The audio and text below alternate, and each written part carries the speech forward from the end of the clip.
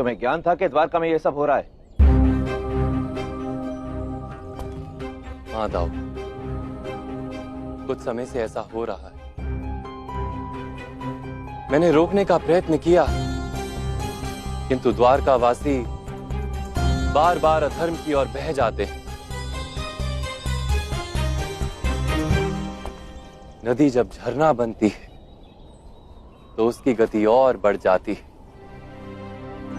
समाज भी जब अधर्म की ओर चलता है तो शीघ्र ही अधर्म में डूब जाता है। इस सब के लिए युधिष्ठिर दोषी है। उसने उस द्यूत सभा में अपनी पत्नी को दांव पर लगाया और अब समग्र आर्यावर्त में लोग उसी घृणित आचरण का अनुसरण कर रहे हैं। नहीं बड़े भैया, नहीं। दोष ना भ्राता युधिष्ठिर का है और ना ही भ्राता दुर्योधन का।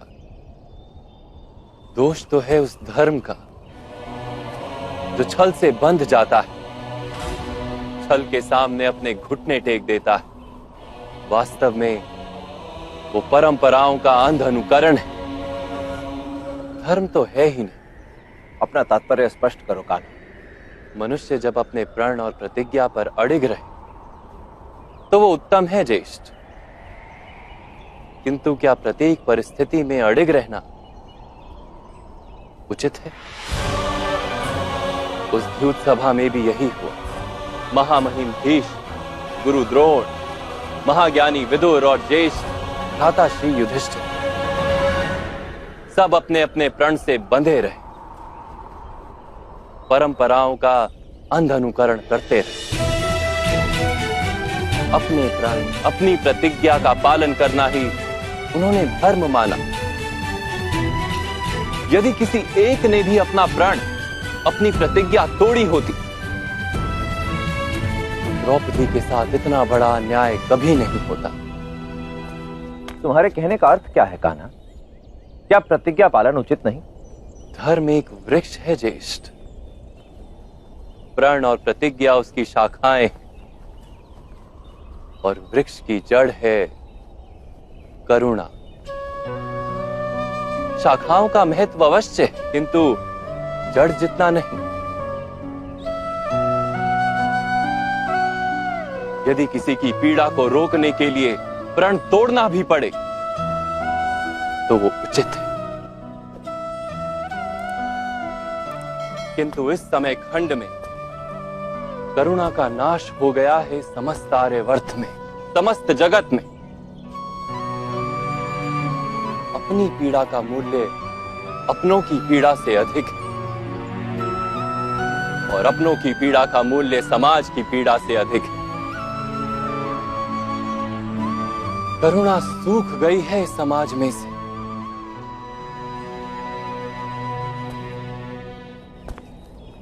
जब करुणा नहीं होती समाज में तो लोग एक दूसरे से बंधते नहीं हैं ज्येष्ठ,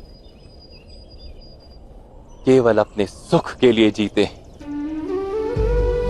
जो स्थिति आज द्वारका की है वही स्थिति समग्र आर्यावर्त की है।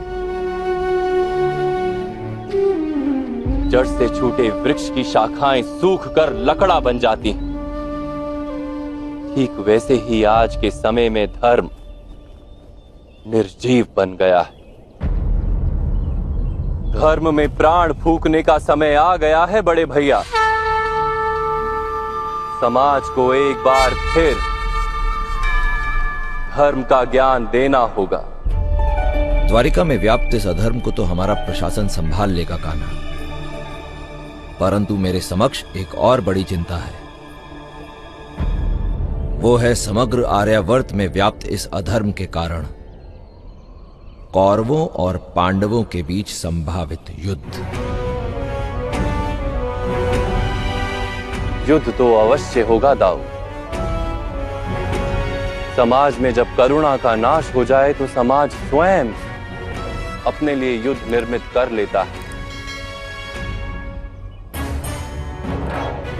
कौरव तथा पांडव तो केवल निमित्त है, नदी का तट होता है, किंतु बाढ़ का कोई तट नहीं होता। इस युद्ध में हम भी तटस्थ नहीं रह सकते दाऊ। हमें किसी के पक्ष से युद्ध तो करना ही होगा।